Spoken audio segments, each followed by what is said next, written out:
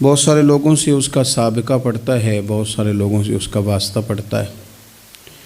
بچپن سے لے کر تا وقت انتقال وہ جتنے لوگوں سے ملتا ہے، جتنے لوگوں کے ساتھ وقت گزارتا ہے، ان تمام کی شخصیات اس پر کچھ نہ کچھ اثر چھوڑتی۔ جو بالکل غیر جاندار چیزیں ہیں نا، آپ سمندر کے کنارے بیٹھ جائیں تو آپ کے جسم کو خنکی محسوس ہوگی، ٹھنڈک پہنچے گی، اور آپ آگ کے پاس بیٹھ جائیں گے تو وجود حرارت محسوس کرے گا۔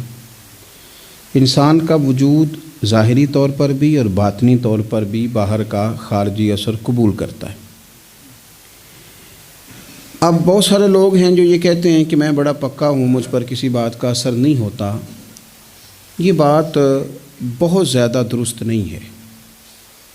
انسان بہرحال اثر قبول کرتا ہے۔ ہاں، جو لوگ علم میں، عمل میں اور نظریات میں بہت زیادہ پختہ ہو جاتے ہیں اور بہت زیادہ وہ معلومات رکھتے ہیں، وہ کئی دفعہ سامنے والا جب بات کرتا ہے تو اس کی بات کا جواب یا رد ان کے پاس موجود ہوتا ہے، تو پھر وہ اس اثر سے بچتے ہیں، لیکن کلیتاً نہیں۔ بہرحال کچھ نہ کچھ اثرات عام لوگوں پر، میں کہہ چکا ہوں کہ جو اسپیشلسٹ لوگ ہیں کسی بھی معاملے میں وہ تو بچ جاتے ہیں، لیکن عام لوگ بہرحال اثر قبول کر لیتے ہیں۔ اللہ تبارک و تعالیٰ نے نا اپنے بندوں کی اس کمزوری پر بھی اپنے بندوں کو یہ رہنمائی کی ہے کہ چونکہ تم نے اثر قبول کرنا ہے، لہذا اس طرح کرنا کہ سالے نیک لوگوں کی صحبت میں بیٹھنا، اور جو برے لوگ ہوں ان سے خود بخود پرہیز کرنا، ان کے پاس ہی نہ جانا۔ ضروری نہیں ہے کہ بچے کو آگ جلا ہی دے، لیکن بچہ چونکہ اس کا اثر لے لے گا، وہ اسے پتہ نہیں کہ وہ آگ ہے، لہذا اس کی ماں اسے نصیحت کرتی ہے کہ بیٹا تو آگ کے پاس جا ہی نہ، ایسا نہ ہو کہ تو چلا جائے اور تیرے لیے بہت زیادہ نقصان کا باعث یہ چنگاریاں بن جائیں۔ اللہ تبارک و تعالیٰ نے نا ہمیں صالحین کی صحبت اختیار کرنے کا کہا اور برے لوگوں سے بچنے کا کہا، اور اگر قرآن مجید کی زبان میں سادہ ترجمہ کیا جائے تو ایک قوم کے پاس بیٹھنے کو کہا اور 2 مرتبہ پرہیز کا کہا۔ صراط الذین انعمت علیہم، ان لوگوں کے رستوں پہ چلو جو انعام یافتہ ہے، وہ ایک گروہ بتایا، اور غیر المغضوب علیہم ولا الضالین، ان سے بچو جن پر غضب ہوا اور وہ جو رستے سے بھٹک گئے، گمراہ ہو گئے۔ پرہیز کی باری آئی تو 2 لوگ بتائے، بھٹکے ہوئے سے بھی بچنا اور جو فضل والے نہ ہوں، غضب والے ہوں، ان سے بھی بچنا۔ تو صالح صحبت، اچھی صحبت، نیک لوگوں کے ساتھ اٹھنا بیٹھنا۔ قرآن مجید کی سورہ توبہ میں اللہ کریم ارشاد فرماتے ہیں والمؤمنون والمؤمنات بعضهم اولیاء بعض، مومن مرد اور مومن عورتیں ایک دوسرے کے مددگار ہیں، دوست ہیں، مددگار ہیں۔ کیا مدد کرتے ہیں؟ وہ مالی مدد کرتے ہیں، ان کو معاشی طور پر سپورٹ کرتے ہیں؟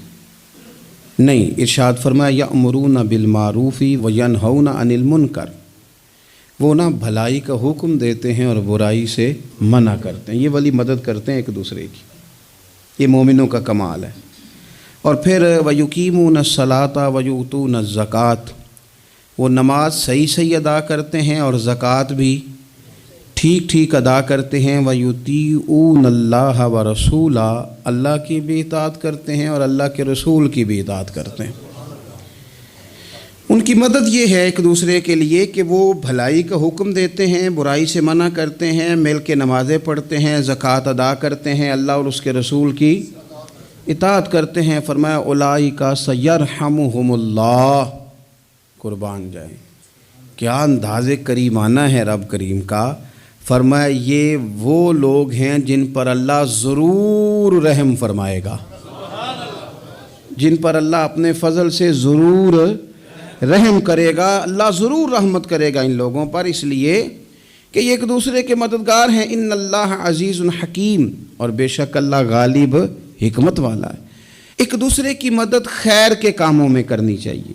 نبی کریم صلی اللہ تعالیٰ علیہ وسلم نے فرمایا کہ اپنے بھائی کے مددگار بن جاؤ، چاہے وہ ظالم ہو یا مظلوم ہو۔ فوری طور پر انسانی ذہن میں سوال اٹھتا ہے کہ یا رسول اللہ صلی اللہ تعالیٰ علیہ وسلم، یہ مظلوم کی مدد تو سمجھ میں آتی ہے، ظالم کی مدد کیسے کریں؟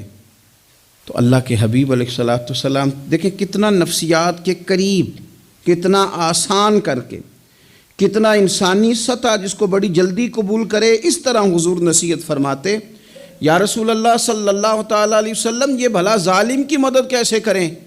تو حضور نے فرمایا اسے ظلم کرنے سے روک دو، یہی تمہاری اس کے لیے مدد ہے۔ تم اسے سمجھاؤ کہ یہ بات غلط ہے، تم اسے کہو کہ تم زیادتی پر ہو، تم اسے کہو کہ تم غلط بات پہ اڑ گئے، تم اسے سمجھاؤ کہ جس رستے کے تم مسافر بنے ہو یہ رستہ ٹھیک نہیں ہے، یہ تمہاری مدد ہوگی اس کے لیے۔ تم اپنے دوست کو، بھائی کو، عزیز کو، رشتہ دار کو قائل کرو کہ وہ غلط کام نہ کرے، یہ تمہاری مدد ہے اس کے لیے۔ تم مددگار بن گئے اپنے اس بھائی کے۔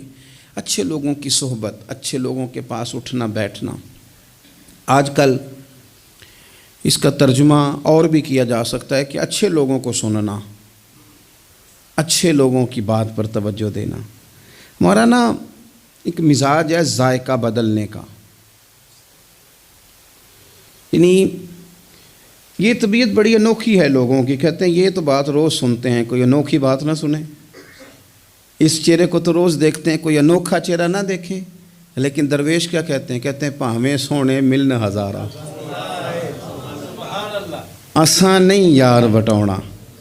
او بھائی یہ مطلب سنو تو صحیح جی فلانا کیا کہہ رہا ہے۔ او بھائی خدا کے بندے پہلے تو اپنوں کی تو سن لے، وہ تو سمجھ لے، اس پر تو تھوڑا سا تو غور کر لے۔ ہم اس طرح الجھ جاتے ہیں اور قصداً الجھاؤ پیدا کرتے ہیں، ادھر بھی تھوڑا گئے، ادھر بھی تھوڑا گئے، اتنی بھی تھوڑی سنی، ٹھیک ہے، یہاں تو آپ پھر اتنا وقت رکھتے ہوں کہ سب کی بات سنیں اور اتنی صلاحیت رکھتے ہوں کہ اس کو پرکھ بھی سکیں، اور آپ اپنی ذہنی سطح پہ لا کے پھر صحیح کو صحیح کہنے کی طاقت رکھتے ہوں، غلط کو غلط کہنے کی اور جاننے کی صلاحیت رکھتے ہوں، تو آپ یہ کام کریں۔ لیکن اگر ایسا نہیں ہے تو پھر تو آپ اثر قبول کریں گے، پھر تو معاملات اور طرح کے ہو جائیں گے۔ اس لیے کوشش کریں کہ صالحین کی سنگت، نبی پاک صلی اللہ تعالیٰ علیہ وسلم نے فرمایا، میرا خیال ہے اس عنوان پر اس سے زیادہ قیمتی بات نہیں ہو سکتی۔ اللہ کے حبیب علیہ الصلوۃ والسلام نے فرمایا کہ انسان اپنے دوستوں کے دین پہ ہوتا ہے۔ اوئے ہوئے ہوئے، اتنی بڑی بات فرمایا، انسان اپنے دوستوں کے مذہب پر ہوتا ہے۔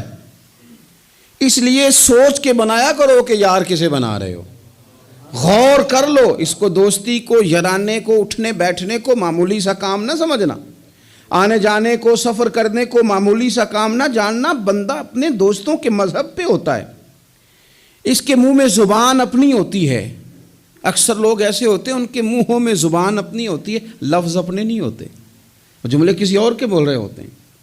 اس کا مطلب یہ ہوتا ہے کہ وہ سارا اثر قبول کر چکے ہیں کہ جو انہیں یہاں تو راہ حق پہ لے گیا ہے، اور اگر جس کا وہ اثر لے رہے تھے بندہ غلط تھا تو وہ انہیں غلط ترک پہ لے گیا ہے۔ ایک بات خواجہ حسن بصری کی، اللہ اکبر، صحیح لوگ چل رہے ہوتے ہیں، کسی درویش کے عقیدت مند ہوتے ہیں، تربیت پا رہے ہوتے ہیں، رستہ صحیح چل رہا ہوتا ہے، لیکن وہ مطلب فٹافٹ ایک کوئی شخص بیچ میں گھستا ہے اور آ کے کہتا ہو نہیں میں تجھے بتاتا ہوں معاملہ تو کچھ اور ہے۔ وہ بالکل سڑک پہ صحیح چل رہے تھے، اب انہوں نے غلطی کیا کی، انہوں نے ہر چمکنے والی چیز کو سونا سمجھ لیا، انہوں نے ہر اجلی چیز کو طیب جان لیا۔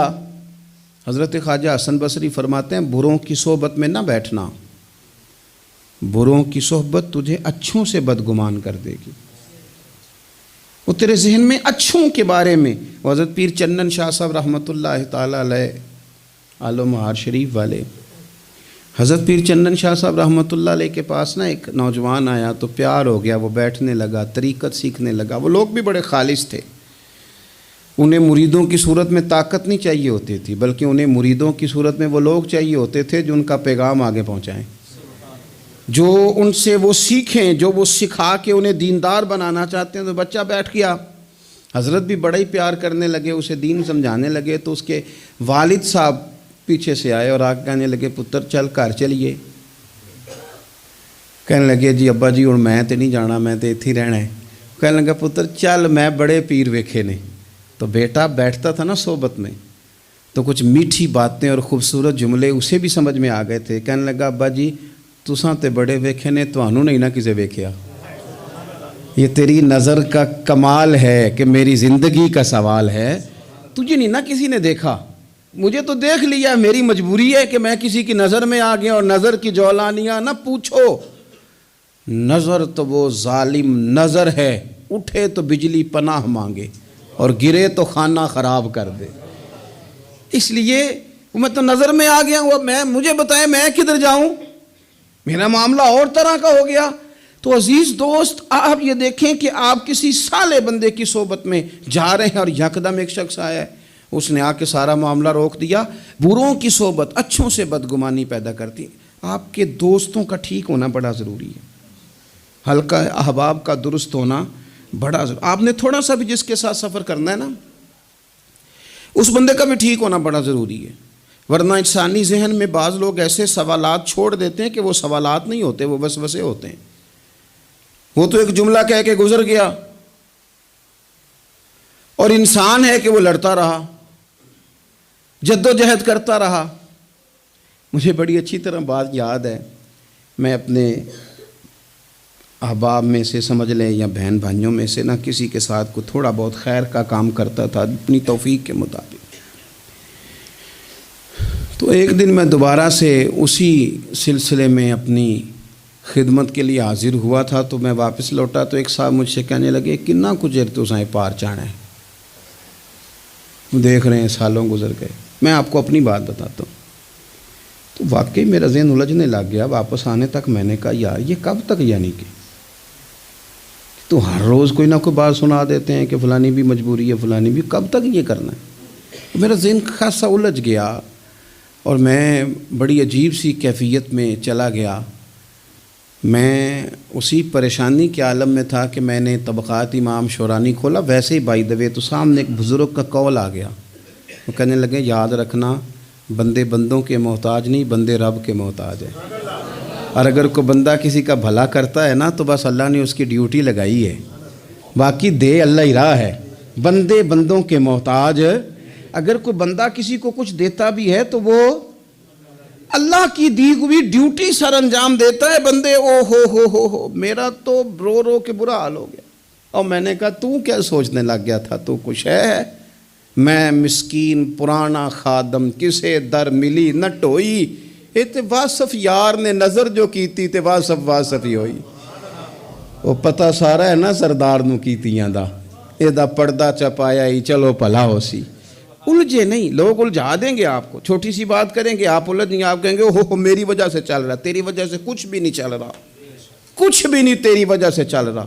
بڑے بڑے تھے جو قبروں میں لیٹ گئے، ہوئے نامور بے نشاں کیسے کیسے، اور زمین کھا گئی نوجوان کیسے کیسے۔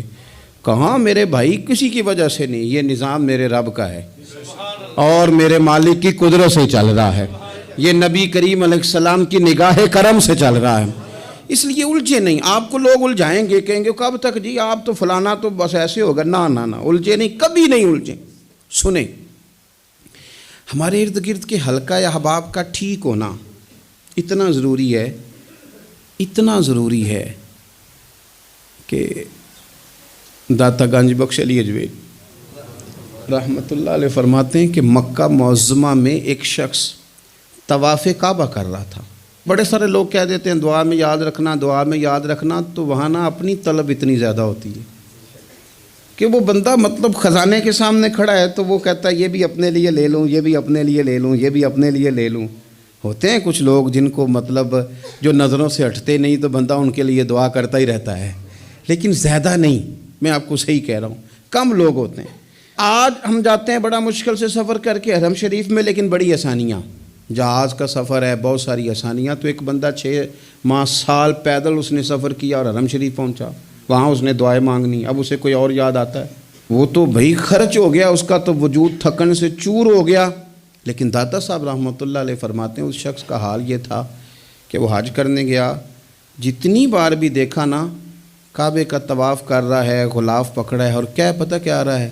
یا اللہ میرے دوستوں کو ٹھیک کر دے، یا اللہ میرے دوستوں کی اصلاح کر دے، یا اللہ میرے دوستوں پہ فضل فرما دے، یا اللہ جو میرے ارد گرد رہنے والے ہیں انہیں اپنا قرب دے دے، ان کا رستہ آسان کر دے. وہ کہتے ہیں ایک درویش سے نہ ہی رہا گیا، اس نے کہا خدا کے بندے کچھ اپنے لیے بھی مانگ، جتنی دفعہ تجھے دیکھا ہے تو کہتا ہے یا اللہ میرے دوست ٹھیک کر دے، میرے دوست ٹھیک کر دے. وہ کہنے لگا تمہیں پتہ ہی نہیں، یہ بھی میں اپنے لیے ہی مانگ رہا ہوں. اس نے کہا اپنے لیے کس طرح مانگ رہا ہے؟ کہنے لگا وہ ٹھیک رہیں گے نا تو پھر میں بھی ٹھیک ہی رہوں گا. جب چاروں جانب سے مشورہ ہی خیر کا ملے گا تو میں کیسے بگڑوں گا؟ جب وہ سارے مجھے اچھی رائے دیں گے اور اچھی طرف ہی قائل کریں گے تو کیسے کام خراب ہوگا؟ تو میں بالواسطہ اپنے لیے ہی اللہ سے سوال کر رہا ہوں کہ یا اللہ انہیں سوار دے تاکہ میرا بھی فائدہ ہو جائے. اپنے حلقہ اثر میں ایک تو خود اچھی بات کریں، بری نہ کریں، اور دوسرا نہ کوشش کریں کہ ایسے لوگوں کے پاس جا کے بیٹھیں. اور جا کے بیٹھنے کے لیے بھی نا انسان کا پہلے ارادہ، پہلے نیت. ہم جب کسی جگہ جاتے بھی ہیں تو ہماری نظریں اتنی طائرانہ پہلے پڑتی ہیں، اتنی تنقید کرتے ہیں، پہلے ہم نے اپنے ذہن میں جو خاکہ بنایا ہوتا ہے نا کسی کا، پہلے اس میں اسے تولتے ہیں. پہلے ہم پوری طرح نچوڑ کے دیکھتے ہیں کہ کون سی چیز صحیح ہے اور کون سی غلط ہے. اس ذائچے میں اگر کوئی پھر بھی پورا اتر آئے، پھر بھی اس کی کہی ہوئی باتوں کو اس ذوق سے قبول نہیں کرتے. جب آپ کا سیکھنے کا مزاج ہے تو پھر تو ہمیں کہا گیا کہ یہ علم، یہ معرفت، یہ تو مومن کی گمشدہ میراث ہے، مومن کی ہے، اس سے گم ہو گئی ہے. جہاں سے ملے وہاں سے حاصل کرو. خیر کی بات آپ ذہن بنائیں، اچھا گمان کریں کہ یار میں نے سیکھنا ہے، تو آپ طالب علم سے بھی سیکھ لیں گے، چھوٹے بچے سے بھی سیکھ لیں گے. اگر آپ کا ذہن ہے اور اگر یہ نہیں ہے تو پھر میرے بھائی اینک اتنی تگڑی ہے، اتنی سخت ہے کہ اس کے شیشوں پر کوئی پورا اتر سکتا ہی نہیں، تو پھر کس طرح سیکھیں گے؟ آپ حضرت ابن الجوزی رحمۃ اللہ علیہ فرماتے ہیں کہ ایک درویش تھے، حضرت ابو ہاشم ان کا نام تھا. کہتے ہیں بڑی مجبوری تھی، مجھے کہیں جانا تھا تو کشتی نہیں مل رہی تھی. اچانک ایک کشتی گزرنے لگی تو میں بھی سوار ہونے لگا تو ملاح نے مجھ سے کہا کہ یہ ایک صاحب بیٹھے ہیں، بڑے امیر ہیں، ساتھ ان کی کنیز ہے، انہوں نے مجھ سے بک کر لی ہے ساری کی ساری. کیا عقیدہ سی سالم کرا لیا ٹانگا، وہ ساری کی ساری بک کر لی ہے تو میں تو کسی کو نہیں بٹھا سکتا. تو وہ جو صاحب بیٹھے تھے بڑے سیٹھ آدمی تھے، کہنے لگے میاں آپ کسی اور کشتی میں بیٹھو. جو ان کی کنیز تھی نا وہ کہنے لگی چہرے سے کوئی نیک آدمی لگتا ہے، چلو اتنی سواریوں کی جگہ ہے، کسی کونے کھدرے میں بیٹھ جائے گا، ہمارا کیا جائے گا. کہا اچھا چلو آ جاؤ. کہتے میں کونے میں بیٹھ گیا. تھوڑا رستہ آگے گیا، انہوں نے کھانے کا سامان نکالا، مجھے بھی کھلایا، لیکن کھاتے کھاتے میری نظر پڑی تو اس میں تو شراب کے برتن بھی تھے معاذ اللہ. پھر اس شخص نے کھانا کھانے کے بعد اس کنیز سے کہا کہ مجھے معاذ اللہ گانا سناؤ. وہ گانے گانے لگی، یہ میری طرف متوجہ ہونے لگا، مجھے کہنے لگا سنو. میں نے کہا میں یہ نہیں سنتا. پھر میری طرف شراب بڑھائی، میں نے کہا میں نہیں پیتا. تو کہنے لگا تو کیا سنتا ہے، تو کیا سنتا ہے؟ تو کہنے لگے میں سناؤں کیا سنتا ہوں. کہا سنائیے. فرماتے میں نے قرآن پاک پڑھنا شروع کر دی. کچھ لوگ، میں آپ کو یقین سے کہتا ہوں، کچھ لوگ ایسے ہیں جن کی زندگی دور گزر گئی ہے مسجد سے. انہیں کو بندہ چاہیے جو تھوڑا سا جا کے پیغام حق سنائے. یعنی ان کو پتہ ہی نہیں ہے کہ دین میٹھا کتنا ہے، حسین کتنا ہے، قرآن میں چاشنی کتنی، سرکار کی تعریف کا، نعت خوانی کا رنگ کتنا شاندار ہے. میرا یہ ماننا ہے کہ جسے رب رسول کے رنگوں کی خوشبو کا پتہ چل گیا نا، پھر دنیا کا کوئی اور رنگ اسے اپنی طرف مائل کر ہی نہیں سکتا، سوال ہی پیدا نہیں ہوتا. کچھ لوگوں نے سونگا نہیں ہے، آئے نہیں ہیں، قریب نہیں آئے. تو شیخ ابو ہاشم کہتے ہیں مجھے کہنے لگا سناؤ نا. امیر آدمی تھا، کبھی اس طرف گیا ہی نہیں تھا. ڈھیروں لوگ ہیں جو نئی مسجد جاتے. الہاکم التکاثر حتی زرتم المقابر. اللہ فرماتے ہیں کہ تمہیں دولت کی ہرس نے اتنا عجیب الجھا دیا کہ قبروں تک پہنچ گئے تم. بہت سارے لوگ ہیں قبر میں چلے جاتے ہیں، مسجد میں نہیں آتے. تو کہتے ہیں میں نے اسے چند آیتیں سنائیں، اس کی تو کیفیت ہی بدل گئی. کہنے لگا مولانا زندگی بڑی گناہوں میں گزری ہے، اب توبہ کر لوں تو مالک معاف کر دے گا؟ کارنامے خطرناک ہیں، پیچھے رجسٹر کالا سیاہ، معافی ہو جائے گی۔ دولت بڑی تھی تو پھر ہم نے بھی شراب کباب شباب میں اڑا دی ساری، معاف کر دے گا؟ تو کہتے ہیں میں نے کہا ہو بندے کے آنے کی دیر ہے، اس کی رحمت تو فوراً ہی قبول کر لیتی ہے۔ ویسے بھی عدل کریں تے تھر تھر کمبن، اونچیاں شانہ والے تجھے فضل کریں تے پھر تے بخشے جامن میرے جے منہ کالے۔ کہتے اس نے اس کنیز کو آزاد کیا، دولت اللہ کی راہ میں خیرات کی، 40 سال میرے ساتھ رہا، پھر میں نے اس کی زبان سے سوائے خیر کے جملہ نہیں سنا۔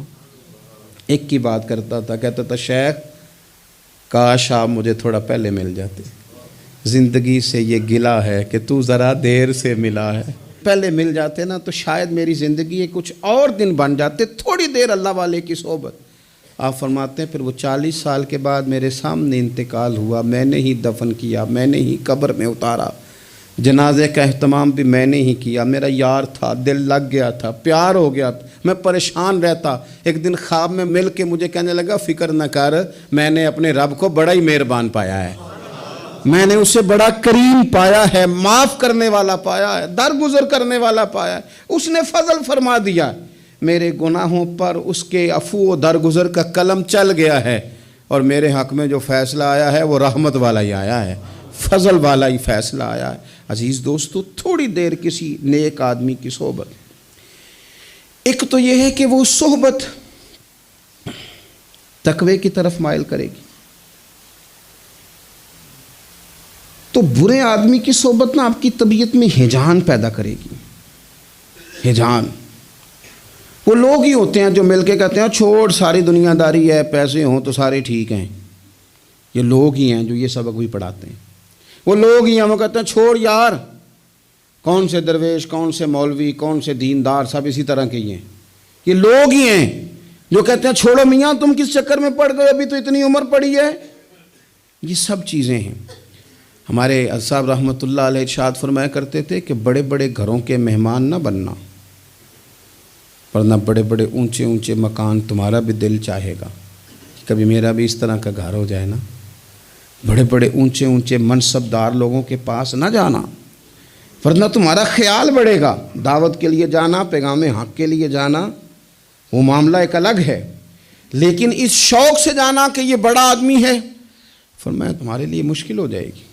تمہارا دل کہے گا کہ تو اتنے بڑے گھر میں کیوں نہیں رہ سکتا۔ اور پھر میں نے یہ بھی دیکھا ہے کہ بڑے بڑے خیر والے لوگ تھے لیکن صحبت بری مل گئی، لوگ نہیں ٹھیک مل سکے، مشیر نہیں ٹھیک مل سکے، معاونین نہیں ٹھیک مل سکے، رستے میں رہ گئے۔ صحیح بخاری میں ایک بادشاہ کا واقعہ ہے، بادشاہ کا۔ میں نے جب اسے پڑھا تو میں حیران ہی رہ گیا کہ یہ جو مشیر وزیر ہوتے ہیں یہاں تک لے جاتے ہیں بندے کو۔ وہ ہمارے ایک وزیر صاحب نے تھوڑے دن پہلے کہا ہے بیچارے نا خبروں میں رہنے کے لیے اس طرح کی شرارتیں کرتے ہیں، اس کی وجہ یہ ہوتی ہے کہ ملک کا نظام تو چلتا نہیں، تو پھر وہ چاہتے ہیں کچھ لوگوں کو ادھر الجھا دو تاکہ وہ اصل سے ان کی توجہ ہٹ جائے۔ انہوں نے کہا جی قائد اعظم اسلامی ملک نہیں بنانا چاہتے تھے، تو کون سا بنانا چاہتے تھے؟ پاکستان کا مطلب کیا؟ لا الہ الا اللہ محمد رسول اللہ صلی اللہ علیہ وسلم۔ میں آپ کے جواب میں صرف اتنی بات کہوں گا کہ جو پاکستان بنانے والے تھے نا وہ آپ کی طرح کے لوگ نہیں بنانا چاہتے تھے، آپ کی طرح کے لوگوں کے حوالے نہیں کرنا چاہتے۔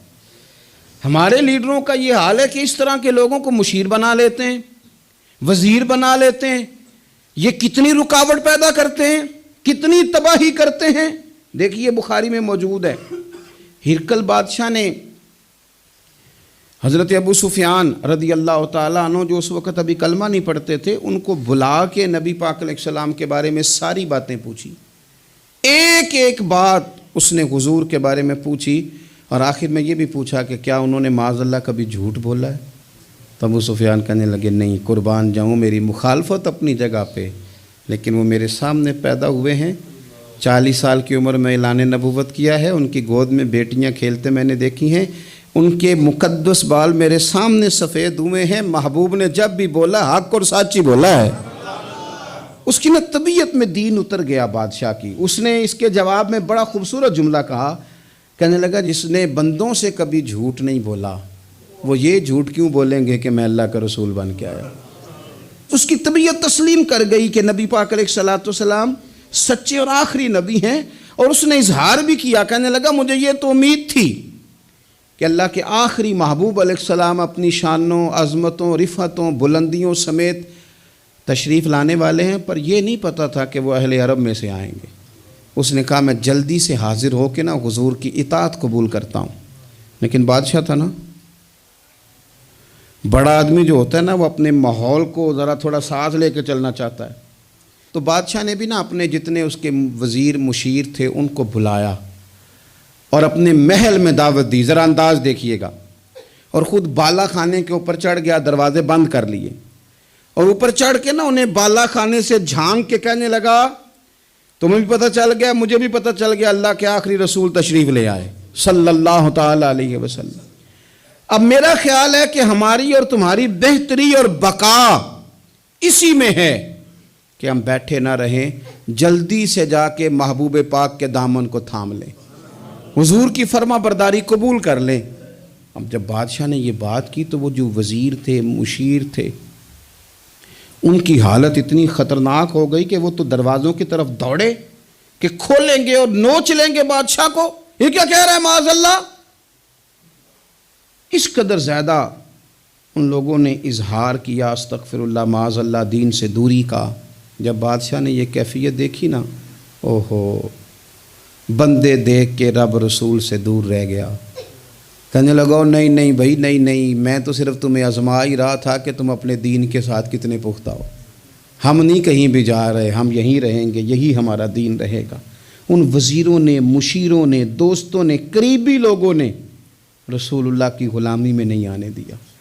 اتنا برا اثر کرتے ہیں یہ مشیر وزیر، اتنا خوفناک حال کر دیتے ہیں انسان کا قریب رہنے والے لوگ کہ سامنے کرم کا دریا بہہ رہا تھا، لیکن اس کی بدقسمتی دیکھو، وہ دور اس لیے رہ گیا کہ اس کے دوست ٹھیک نہیں تھے، مشورہ دینے والے ٹھیک نہیں تھے، قریب رہنے والے ٹھیک نہیں، یہ دور رہ گیا.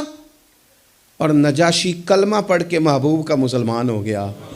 اور حضرت عائشہ صدیقہ فرمایا کرتی تھی نجاشی وہ خوش قسمت مسلمان ہے کہ جب وہ دنیا سے گیا تو اس کی قبر سے بھی نور نکلا کرتا تھا. اس نے نہیں بادشاہ دیکھی، غلامی کی رسول کریم. اور اس نے اپنے مشیروں پر لوگ تو یہاں تک بری صحبت اثر کرے گی کہ وہ دین سے دور لے جائے گی. اور ایک تو ہے دین کے قریب آنا. یہ جو بات آخر میں کرنے لگا ہوں نا، یہ زیادہ توجہ طلب ہے. جو لوگ کہتے ہیں نا میرا دل نہیں بدلتا، جو لوگ کہتے ہیں میری کیفیت نہیں بدلتی، ذوق نہیں آتا، تو یہ حدیث بتاتی ہے کہ ذوق بھی کوئی خاص صحبت میسر آئے تو پھر ہی قائم رہتا ہے. وہ جو محبوب علیہ السلام نے فرمایا نا کہ اللہ کا بندہ وہ ہے جسے دیکھو تو رب یاد آ جائے. خاص لوگ ہوتے ہیں جن کی صحبت میں بیٹھنے سے انسان کا دل اللہ سے جڑتا ہے، رسول اللہ صلی اللہ علیہ وسلم سے جڑتا ہے، دین پر عمل کرنے کو طبیعت چاہتی ہے. ایسے لوگوں کی صحبت کتنی مفید ہے وہ ہمیں اس حدیث سے عکس کرنا ہے. حضرت حنظلہ رضی اللہ تعالیٰ عنہ اور مرکز وفا اور اس امت کے ادب اور عشق میں استاد حضرت ابو بکر صدیق رضی اللہ تعالیٰ عنہ، یہ دونوں حضور کی بارگاہ میں گئے. انداز کا اختیار کیا، کہنے لگے یا رسول اللہ صلی اللہ علیہ وسلم ہمارے دل کی تو کیفیات دو قسم کی ہیں. حضور جب ہم آپ کے پاس ہوتے ہیں نا، جنت اور دوزخ کا ذکر سنتے ہیں، ہمیں یوں لگتا ہے جنت اور دوزخ ہماری آنکھوں کے سامنے. دل کے اندر فوراً جذبات ابھر آتے ہیں کہ اب ہر خیر کا کام کرنا ہے، اب جنت ہی کی طرف مائل ہونا ہے. ہماری قلبی کیفیات، ہماری باطنی کیفیت بدل جاتی، نور نالا نور ہو جاتا ہے سارا کچھ. لیکن حضور جب ہم آپ کی بارگاہ سے اٹھ کے گھر جاتے ہیں، بال بچوں کے پاس جاتے ہیں، تو پھر وہ حال نہیں رہتا. یا رسول اللہ صلی اللہ علیہ وسلم یہ کیا ہے؟ تو محبوب نے کیا فرمایا؟ آپ یقین کریں جو اہل طریقت اور تصوف ہے نا، یہاں ان کی روحیں مچل جاتی ہیں. حضور فرمانے لگے حالت ایک طرح کی نہیں رہتی، ہاں اگر تمہاری وہی حالت رہے جو تمہاری میرے پاس ہوتی ہے، اگر کیفیت باطنیہ وہی رہے جو میری بارگاہ میں ہوتی ہے، تو فرمایا تم بستروں میں موجود ہو اور فرشتے آ کے تم سے سلام کریں، تم ابھی رستوں میں ہو اور فرشتے تم سے ملاقات کریں، اگر تمہاری کیفیت وہ بن جائے جو یہاں ہوتی ہے، اگر تم اسی پر جم جاؤ، وہی حالت ہو جائے، تو پھر تو فرشتے گویا آئیں تمہاری زیارت کے لیے، تمہاری ملاقات کے لیے فرشتے آئیں۔ اگر کیفیات بدل جائیں کسی اللہ کے بندے کی بارگاہ میں بیٹھ کر، تو پھر اس کیفیت کو برقرار رکھنے کی کوشش کی جائے، اگرچہ حضور نے فرما دیا کہ کیفیات ایک جیسی نہیں رہتی۔ اور چلو میرے بھائی تھوڑی دیر کے لیے ہی صحیح، جتنی صحبت میسر آئے، شاید اسی لیے امام اعظم ابو حنیفہ رحمۃ اللہ علیہ کی عمر 60 سال سے زیادہ تھی، تو کسی نے پوچھا حضور کتنی عمر ہے؟ فرمایا عمر ہے 3 سال۔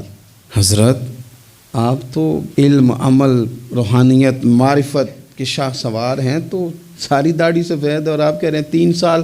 فرمانے لگے عمر وہی 3 سال ہے جو امام جعفر صادق کی خدمت میں گزر گئی۔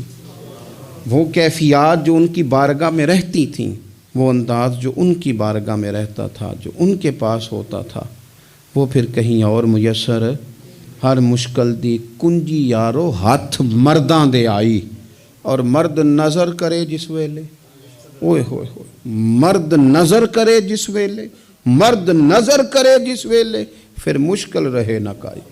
وہ جو کیفیات ہے نا اس وقت کی، جب کوئی رب کا بندہ ملے اور انسان اس کی صحبت میں بیٹھ کے اپنے رب کو یاد کرے، رسول کریم کی محبت میں مچلے، تو پھر وہ لمحے اتنے قیمتی ہیں کہ وہ زندگی سنوارنے کے لیے کافی ہو سکتے ہیں۔ اللہ تبارک و تعالیٰ نے قرآن مجید برہان رشید میں ارشاد فرمایا کہ یا ایھا النبی انا ارسلناک شاہدا ومبشرا ونذیرا، فرمایا محبوب صلی اللہ تعالیٰ علیہ وسلم ہم نے آپ کو گواہ بنایا ہے، خوشخبری دینے والا بنایا ہے اور ڈر سنانے والا بنایا، وداعیا الی اللہ، اور آپ کو اللہ کی طرف دعوت دینے والا بنا کے بھیجا ہے، بِإِذْنِهِ اس کے حکم کے ساتھ، اس کے اذن کے ساتھ، وَسِرَاجًا مُنِيرًا اور چمکتا ہوا آفتاب بنا کے بھیجا ہے۔ اے محبوب صلی اللہ تعالیٰ علیہ وسلم آپ کو داعی الی اللہ بنایا، اللہ کی جانب دعوت دینے والا بنا کے بھیجا ہے۔ نبی پاک صلی اللہ تعالیٰ علیہ وآلہ وسلم نے ہمیں اللہ کی جانب دعوت دی، عقیدوں کے اندر، نظریات کے اندر، افکار کے اندر، سوچوں کے اندر جو کمزوریاں ہیں ان سب کو نبی پاک صلی اللہ تعالیٰ علیہ وسلم نے دور فرمایا۔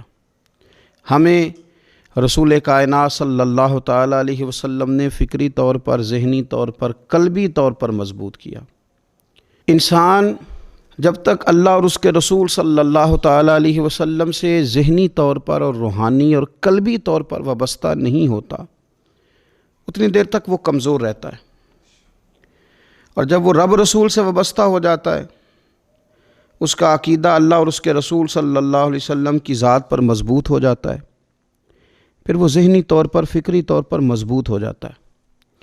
نبی پاک صلی اللہ تعالیٰ علیہ وسلم کی تشریف آوری سے پہلے جو بنیادی مسئلہ تھا وہ یہ تھا کہ کفار مکہ، قریش بہت سارے بتوں کی پوجا کرتے تھے، تو جو نظریاتی کمزوریاں تھیں، جو فکری فقدان تھا، وہ ان کے اندر بہت زیادہ تھا۔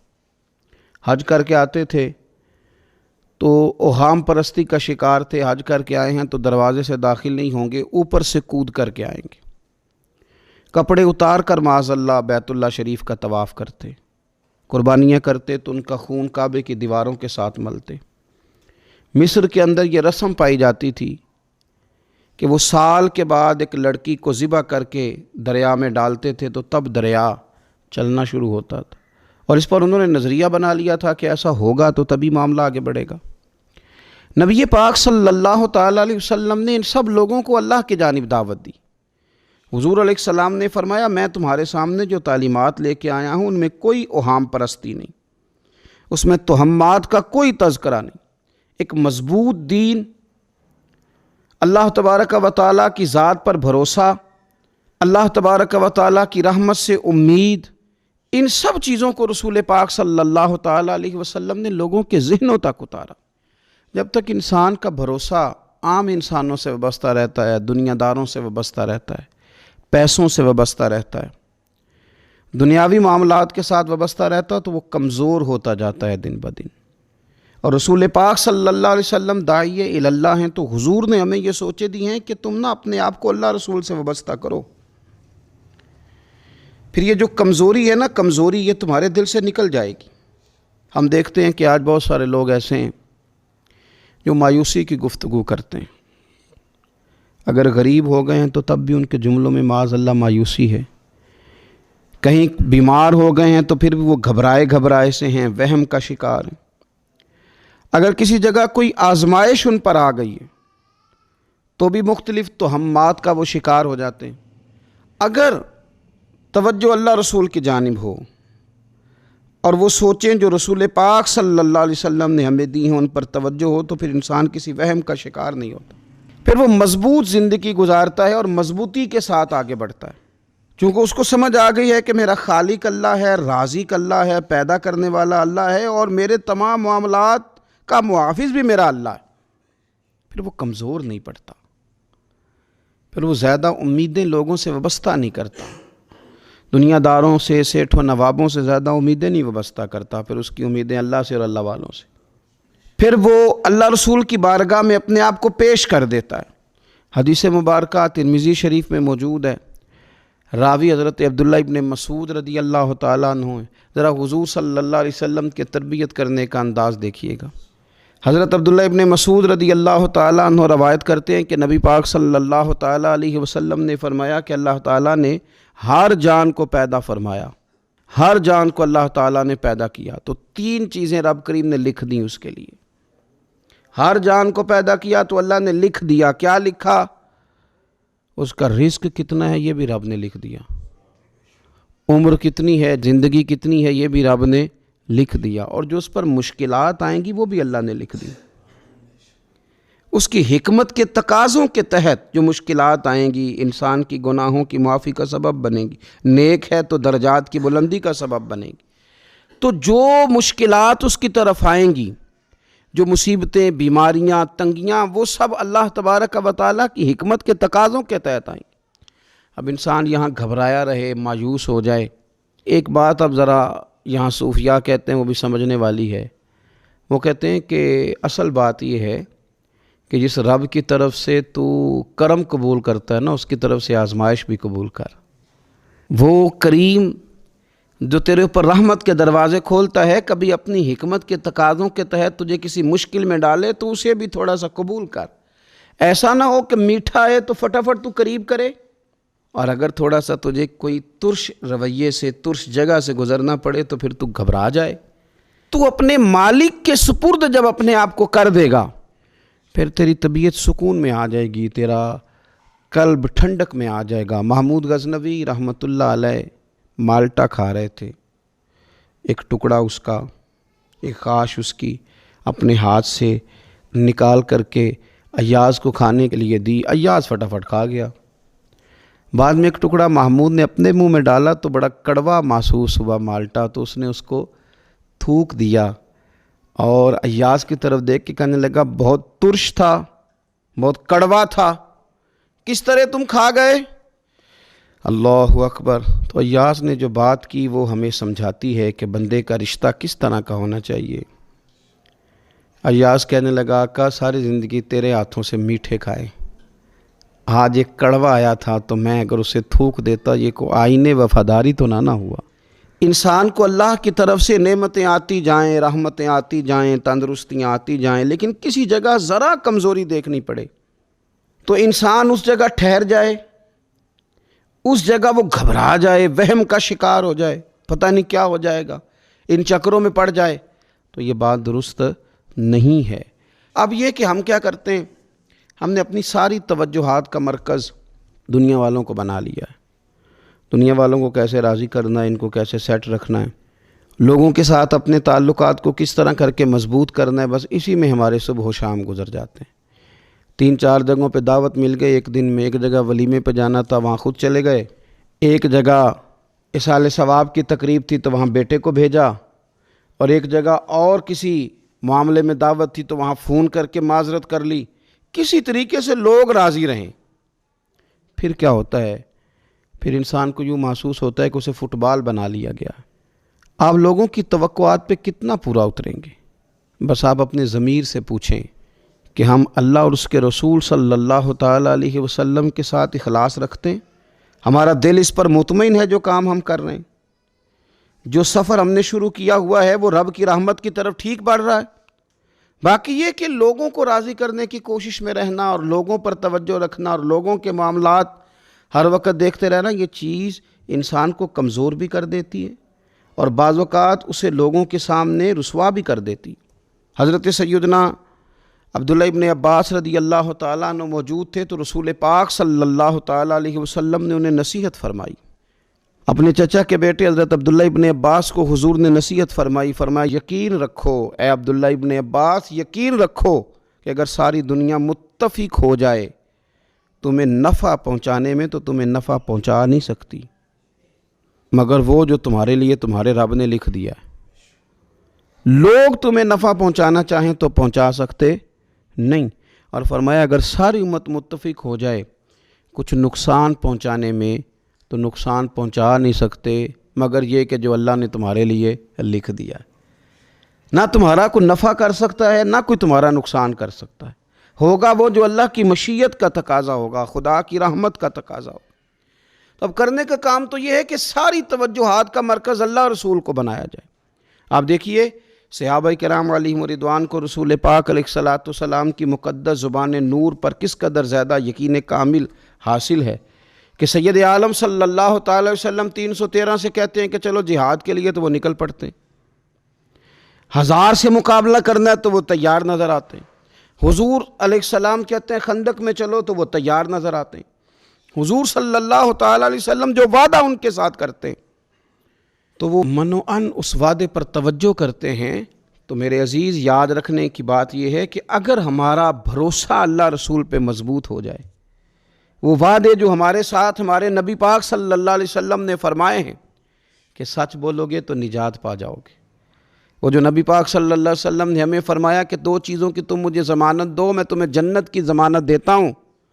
یا رسول اللہ کون سی؟ فرمایا کہ 2 جبڑوں کے درمیان جو تمہاری زبان ہے اس کی مجھے ضمانت دے دو، اور ایک تمہاری 2 ٹانگوں کے بیچ جو شرمگاہ ہے تو مجھے اس کی ضمانت دے دو، میں تمہیں جنت کی ضمانت دے دیتا ہوں۔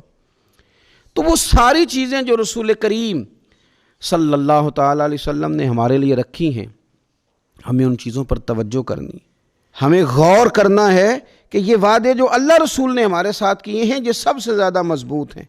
اسی طریقے سے اگر رحمت خداوندی کی طرف انسان کا خیال جائے، اللہ کے کرم کی جانب اس کی توجہ جائے، میرے رسول پاک صلی اللہ تعالیٰ علیہ وسلم نے ارشاد فرمایا، آپ یقین کریں جن لوگوں کی توجہ اس طرف ہو جاتی ہے کہ اللہ تبارک و تعالیٰ بڑا کریم ہے، اللہ بڑا مہربان ہے، اللہ بڑا کرم کرنے والا ہے، تو پھر خدا بھی ان پر بڑی ہی رحمت فرماتا ہے، پھر اللہ تعالیٰ بھی ان کے لیے بڑی ہی آسانیاں کرتا ہے۔ اس لیے ہمارے بزرگوں نے لکھا ہے کہ اپنے رب کے ساتھ حسن ظن رکھنا واجب ہے، ضروری ہے کہ تم اللہ کے ساتھ اچھا گمان رکھو، اچھا گمان۔ امام غزالی نے حدیث لکھی ہے، ایک اعرابی نبی پاک صلی اللہ علیہ وسلم کی خدمت میں حاضر ہوا اور اس نے عجیب بات کی، عرض کی یا رسول اللہ صلی اللہ علیہ وسلم قیامت کے دن حساب کون لے گا؟ تو حضور نے فرمایا حساب تو میرا رب کریم لے گا۔ تو وہ شخص مسکرایا، حضور نے فرمایا کیوں مسکراتے ہو؟ عرض کی یا رسول اللہ جب کریم غالب آتا ہے تو وہ کرم ہی کرتا ہے، وہ کرم ہی کرے گا، وہ فضل ہی فرمائے گا۔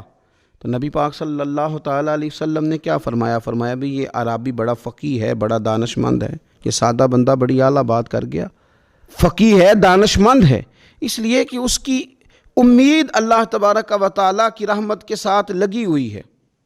مسند امام احمد بن حنبل میں حدیث ہے، نبی پاک صلی اللہ علیہ وسلم فرماتے ہیں، رب فرماتے ہیں کہ اگر میرا بندہ زمین بھر گناہ لے کے میری بارگاہ میں آئے، بھر دی اس نے زمین گناہ کر کر کے، لیکن وہ آئے اور استغفار کرے اور اس امید پر استغفار کرے کہ رب مجھے معاف کر دے گا، سچے دل سے توبہ کرے، تو حضور فرماتے ہیں رب اس بندے کو معاف فرما دیتا ہے، اگر اس کی امیدیں اپنے رب کے ساتھ مضبوط ہوں۔ ہم نے یوں کیا ہے کہ کمزوری دکھانی شروع کر دی ہے، کمزوری، اور پھر کچھ معاشرے میں لوگ بھی ہیں یہ کچھ جادو کا بتانے والے لوگ آ گئے ہیں جو ہر شخص کو کہتے ہیں کہ تجھے تو جادو ہو گیا ہے، جو ہر شخص کو یہ بات بتاتے ہیں کہ تیرے اوپر تو آسیب کا اثر ہے۔ ان لوگوں نے بھی لوگوں کو کمزور کر دیا ہے۔ کچھ ایسے لوگ ہیں جو معاشرے کے اندر یہ کہتے پھرتے ہیں بھائی سب دنیا کا چکر ہے، سب دولت کا معاملہ ہے، جس کی لاٹھی اس کی بھینس، یہاں کچھ بھی نہیں ہو سکتا۔ انہوں نے بھی لوگوں کو کمزور کر دیا ہے۔ اپنے عقیدوں کو مضبوط رکھیں، اللہ رسول صلی اللہ علیہ وسلم کے ساتھ اپنے بھروسے کو مضبوط کریں۔ دیکھیں حضور ہماری تربیت کرتے ہیں، فرمایا اگر تم رب پہ بھروسہ کرو گے نا اور رب تعالیٰ پہ بھروسہ کر کے نکلو گے تو اللہ تمہیں اسی طرح رزق عطا فرمائے گا جس طرح رب پرندوں کو رزق عطا فرماتا ہے۔ وہ صبح بھوکے نکلتے ہیں لیکن شام کو لوٹتے ہیں تو اللہ انہیں پیٹ بھر کے روزی عطا کرتا ہے۔ کیوں؟ اس لیے کہ ان کا بھروسہ مضبوط ہے، ان کا اپنے رب پہ توکل مضبوط ہے۔ رسول کائنات صلی اللہ تعالیٰ علیہ وسلم نے ہمیں ہمارے رب کی جانب دعوت دی۔ حضور نے ہمیں اللہ پہ بھروسہ کرنا سکھایا۔ رسول پاک صلی اللہ تعالیٰ علیہ وسلم نے ہمیں کہا کہ دنیا میں مسافروں کی طرح وقت گزار کے آ جانا، جنت میں رب نے تمہارے لیے وہ نعمتیں تیار کی ہیں، نہ کسی آنکھ نے دیکھی، نہ کسی کان نے سنی، نہ تمہارے دل پر خیال ہی گزرا ہوگا کہ اللہ یہ شان عطا فرمائے گا۔ اب ان لوگوں کا بھروسہ ہو گیا تھا صحابہ کا، حضور کے غلاموں کا، تو انہوں نے پھر کوئی جائیدادیں نہیں بنائی، انہوں نے پھر دنیا میں کوئی محلات تیار نہیں کیے، کیونکہ ذہن بن گیا تھا کہ جو رسول کریم علیہ السلام نے وعدے فرمائے ہیں وہ وعدے ہمارے لیے بڑے معیاری ہیں، وہ وعدے ہمارے لیے بڑے خوبصورت ہیں، ان وعدوں سے ہمیں بڑا کچھ ملے گا۔ اس لیے اپنی زندگی کے اندر ان چیزوں کو پیدا کرنا، ان چیزوں پر توجہ کرنا، اللہ کی جانب بھروسہ کرنا بڑا ضروری ہے۔ دعا ہے مالک کریم ہمیں رسول کریم صلی اللہ تعالیٰ علیہ وسلم کی بتائی ہوئی باتوں پر عمل کی توفیق دے، اور اللہ تعالیٰ ہماری آنے والی نسلوں کی امیدوں کو اپنی بارگاہ پر مضبوط کرے، یقین کامل کی دولت عطا کرے، توکل کی نعمت عطا فرمائے۔ سب نے مفسرین نے اپنی اپنی بات لکھی۔ میرے استاذ گرامی یہاں فرمایا کرتے تھے بھائی اگر تو دنیا میں اپنے بیٹے کو دھوپ میں بیٹھا دیکھے تو تیرا دل پھٹ جاتا ہے، یہ دھوپ میں کیوں بیٹھا ہے، اس کو شرک سے بچا، شرک اکبر سے بھی بچا، اصغر سے بھی بچا، خفی اور جلی دونوں قسم کے شرک سے بچا۔ دنیا میں تیرا بیٹا دھوپ میں ہو تجھ سے برداشت نہیں ہوتا، بتا اگر تیرا بیٹا جہنم میں گیا تو تجھے کیسے برداشت ہوگا، آگ میں جلتا ہوا تجھے۔ اسے اللہ سے جوڑ دے، اسے رسول اللہ صلی اللہ علیہ وسلم کا غلام بنا دے۔ میرے نبی کریم سید عالم صلی اللہ علیہ وسلم نے فرمایا جب تیرا بیٹا 7 سال کا ہو جائے تو اسے مسجد لے کے جا، 3 سال تک لے کے جا مسجد، 10 سال کا نماز نہ پڑھے تو سزا دے، 3 سال تک خود اپنے ہاتھوں سے ٹریننگ دے، اسے مسجد لے جا، آداب مسجد بتا، اسے نماز سکھا، تو خود لے کر کے جا، بھیجنے کا نہیں کہا۔ فرمایا جب بچہ 7 سال کا ہو جائے تو اسے مسجد، بڑی محنت کرتے ہیں ہم بیٹے کو بنگلہ دینے کے لیے، بینک بیلنس دینے کے لیے، دن رات ایک کر دیتے ہیں، خدارا سے نمازی بنانے کی بھی محنت کرو۔ حضرت بابا فرید الدین گنج شکر رحمت اللہ تعالیٰ علیہ کی اماں کہتی ہیں جب میرا بیٹا پیدا ہونے والا تھا تو میں رب کی بارگاہ میں دعا کرتی تھی اللہ اگر تو مجھے بیٹا دے تو اس طرح کا دینا بیٹا میرا ہو پر بندہ تیرا ہو، اے اللہ اگر بیٹا دینا تو اس طرح کا دینا، میرے اللہ اس طرح کی مجھے اولاد دینا کہ دودھ وہ میری چھاتی سے پیے پر شکر تیرا ادا کرے، اے اللہ اگر بیٹا دینا تو اس طرح کا دینا کہ قوت روٹی روزی وہ زمین پہ کھائے لیکن اسی زمین پر وہ تیرے دین کا سپاہی بھی بنے، وہ مجاہد فی سبیل اللہ بھی بنے۔ حضرت بابا صاحب کہتے ہیں مجھے شکر پسند تھی، اماں بڑے جتن کرتی ہے بیٹے کے لیے، بڑا کچھ کرتی ہے، تو بیٹے روٹی ٹائم پہ کھانا فلاں ٹائم، کہتے ہیں مجھے شکر پسند تھی، میری اماں سردیوں کے ٹھنڈے موسم میں اٹھ کے میرے لیے پانی بھی گرم کرتی، مصلی بھی بچھاتی، اور پھر ایک پڑیا شکر کی بنا کے میرے مصلی کے نیچے بھی رکھتی، کہتی بیٹا نماز پڑھیں تو اللہ شکر دیتا ہے۔ آپ فرماتے ہیں میں روز نماز کی 5 نمازوں کے وقت مصلی اٹھاتا تو پڑیا شکر کی ملتی، سکول اور مدرسے کے میں اپنے کلاس فیلوں کو بھی کہتا نماز پڑھو بڑی پیاری شکر ملتی ہے، کہتے ہیں میں روز شکر کھاتا۔ ایک سویرے فجر کی نماز میں اماں نے وضو تو کرایا، مصلی بھی بچھایا، پر دیہات کی وہ سادی بی بی جس کا سارا کام بھی خلوص پہ مبنی تھا، جو آکسفورڈ سے پڑھی ہوئی تو نہیں تھی لیکن آداب ممتا اسے سارے آتے تھے، جو کسی یونیورسٹی کی سند یافتہ تو نہیں تھی لیکن بیٹے کے ساتھ کس طرح کا رویہ اختیار کرنا یہ سارا اسے پتا تھا، کہتے ہیں سادی اماں نے سارے کام کیے لیکن شکر رکھنا بھول گئی، بابا صاحب کہتے ہیں میں نماز پڑھنے لگا تو ماں نے یہ بھی بتایا تھا کہ نمازی کے آگے سے نہیں گزرتے، نمازی کے آگے نہیں ہوتے۔ اب اماں کہتی ہے میں مجبور ہوں، درس بھی میں نے دیا ہے، بھول گئی ہوں، اب شکر رکھنے جاؤں گی تو پردہ کھل جائے گا۔ ایک کونے میں لگ کے ماں روئی، بیٹے کی شفا کے لیے نہیں، بیٹے کی نوکری کے لیے نہیں، بیٹے کے اچھے مستقبل کے لیے نہیں، ماں روئی، آنسو بہے تو کہتی کیا ہے، اے اللہ میں اسے اپنے آگے جھکانے کو جتن تھوڑی کرتی تھی، تیرا بنانے کا جتن کرتی تھی۔ اے اللہ مہربانی فرما، میری پردے داری کر، اگر راز کھل گیا تو میرا فرید نماز نہ چھوڑ جائے۔ بابا صاحب کہتے ہیں اماں تڑپتی رہی اور میں نے نماز پڑھ کے مصلی اٹھایا، پہلے پڑیا ہوتی تھی اب تو پورا دریا شکر کا بہ رہا ہے۔ فرماتے ہیں میں نے وہ اٹھائی، شکر کھائی اور میں نے چیخ کے کہا اماں جلدی آج بڑی لذیذ ہے، آج شکر کوئی انوکھی ہے، اور آج تو کمال شکر دی ہے میرے اللہ نے، ایک پڑیا کی جگہ پورا دریا بہ رہا ہے۔ بابا صاحب رحمت اللہ علیہ فرماتے ہیں میری اماں آئی اور میری اماں نے بازو کھولے تو ماں کی ممتا ہی بتاتی ہے کہ اللہ کی رحمت کس طرح کی ہوتی ہے۔ کہتے ہیں میں نے اماں کے سینے سے لگا تو اماں رو کے کہنے لگی بیٹے پہلے میں شکر دیتی تھی، آج شکر بنانے والے نے شکر عطا فرمائی ہے۔ ساری زندگی پیشانی سے سجدے کا نور نہیں گیا، ساری زندگی وہ لذت عبادت نہیں گئی، اس لیے کہ استاد نے ڈنڈے سے نمازی نہیں بنایا تھا، اس لیے کہ پیر صاحب نے یہ کہہ کہ نمازی نہیں بنایا تھا کہ نماز پڑھو گے تو روٹی میں برکت ہو جائے گی، اس لیے کہ علامہ صاحب کا وہ بات سن کے ہم نمازی نہیں بنے تھے کہ جس نماز میں بتایا جاتا ہے کہ بیماریاں ختم ہو جائیں گی نماز پڑھنے سے۔ اماں نے رب سے جوڑنے کے لیے نمازی بنایا تھا۔ ساری زندگی بابا صاحب کہتے رہے اٹھ فریدہ ستیا چاڑو دے مسیت، چل ہن اٹھ فریدہ ستیا چاڑو دے مسیت، او تو ستا ہے رب جاگدا تیری ڈاڈے نال پرید۔ ساری زندگی نماز کی ٹریننگ دینا، اپنے بچوں کو اپنے رب سے جوڑنا، اپنے بچوں کو اللہ کے ساتھ ان کا تعلق بنانا، ان کو رب والا بنانا، انہیں رسول پاک کا غلام بنانا، یہ ڈیوٹی ہے ماں باپ کی۔ ایک بہت بڑے محدث ہیں، اتنے بڑے محدث ہیں کہ میرے نبی کریم کی مسجد نبوی میں وہ حدیث کے استاد رہے، حضرت ربیعہ بن عبد الرحمن نبی پاک کی مسجد نبوی میں حدیث کے استاد ہوئے، اور حضرت حسن بصری جو جناب علی کے شاگرد ہیں وہ بھی حضرت ربیعہ کے شاگرد ہوئے، حضرت امام مالک جو 70 سال تک مدینہ اور مکہ میں حدیث پڑھاتے رہے وہ بھی حضرت ربیعہ کے شاگرد ہیں۔ ان کے والد کا نام تھا عبد الرحمن فروغ۔ تاریخ بغداد میں لکھا ہے کہ بنو امیہ کے دور میں تابعین کے زمانے میں جناب عبد الرحمن بن فروغ گھر سے چلے گئے، ایک روایت ہے بچہ چھوٹا تھا، ایک روایت ہے بچہ ابھی ماں کے پیٹ میں تھا، جہاد کرنے چلے گئے۔ اس دور میں یہ جہاد ہوتا تھا کہ ایک علاقہ فتح کیا تو مسلمان اگلے علاقے میں چلے گئے، اگلا فتح کیا تو اگلے علاقے، ایک کے بعد دوسرے لوگ پلٹ کے نہیں آتے تھے۔ حضرت عبد الرحمن گئے 30,000 دینار بیوی کو دے گئے، کہنے لگے سنبھال کے رکھنا، اور جہاد کرنے نکلے تو 27 سال تک گھر ہی نہیں آئے، اور 27 سال کے بعد آئے تو حضرت ربیعہ محدث بن چکے ہیں، مسجد نبوی میں حدیث کے استاد ہیں، بیٹا بہت بڑا شیخ بن گیا ہے۔ واپس آئے، ہاتھ میں نیزہ ہے، کالی داڑھی تھی ساری سفید ہو گئی، وجود بڑا تگڑا تھا، کمزوری آ گئی، آئے نیزہ پکڑا ہوا ہے، گھوڑے پہ بیٹھے ہیں، مدینہ منورہ میں گھر ہے، دروازے پہ دستک دی، حضرت ربیعہ نے دروازہ کھولا، اندر داخل ہونے لگے تو کہنے لگے بابا تو کدھر گھستا آ رہا ہے؟ کدھر؟ اس نے کہا تو پیچھے ہٹ، تو میرے مکان پہ کب سے قبضہ کر کے بیٹھا ہے۔ بات تیز ہونے لگی، آواز تھوڑی بزرگوں کی بلند ہونے لگی تو اندر سے زوجہ نے سن لیا، وہ دروازے کی اوٹ سے دیکھنے لگی تو پہچان گئی، کہنے لگی ربیعہ پیچھے ہٹ جا، یہ کوئی غیر نہیں ہے، تیرے والد گرامی ہے، یہ تیرے والد ہیں۔ اندر آئے، باپ بیٹا ملے، عصر کی نماز کا وقت ہو گیا، بڑا روئے، 27 سال کے بعد باپ لوٹا، 27 سال کے بعد بڑے روئے۔ نماز کا وقت ہوا تو حضرت ربیعہ جلدی سے وضو کیا، مسجد نبوی شریف چلے گئے۔